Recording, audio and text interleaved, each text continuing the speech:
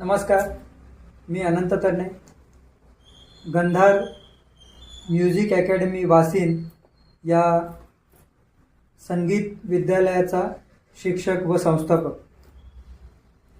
यूट्यूबला वाचस्पदी या रागामध्ये मी रामकृष्ण हरी असं टाकलं होतं, तर छान कमेंट्स आलेले आहेत बऱ्याच जणांच्या।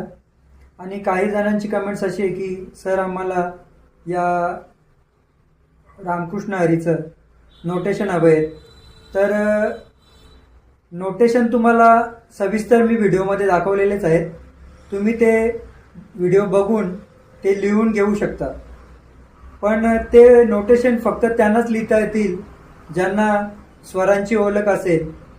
इतर वेळेस आपण काय करतो की एखादा अभंग किंवा काय असेल कोणतेही गीत ते फक्त ऐकतो आणि तसं बोलण्याचा प्रयत्न करतो, पण ऐकून बोलणं सोपं आहे, पण ज्यावेळेस तुम्हाला ते हार्मोनियमवर वाजवून बोलायचं असेल तर ते तसं वाजवता येणार नाही।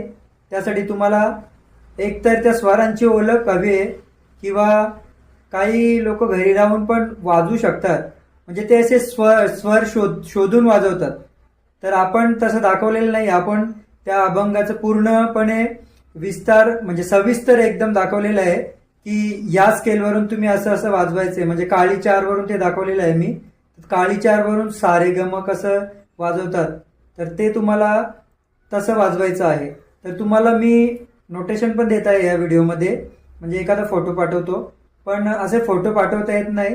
तरी आपण जे शिकणारे आहेत विद्यार्थी त्यांना मी एक सूचना करतो की आपण जवळपास कुठे संगीत क्लास असेल तिथे जाऊन आपण हार्मोनियमची माहिती घेणं, म्हणजे ते स्वर किती असतात, कसे असतात आणि ते कसे वाजवायचे, कोणत्या बोटांचा वापर करायचा, स्वरांची पूर्णपणे शुद्ध कोमल तीव्र तार सप्तकातील स्वर, मंद्र सप्तकातील स्वर या स्वरांची माहिती असल्याशिवाय आपण हार्मोनियम वाजवू शकत नाही।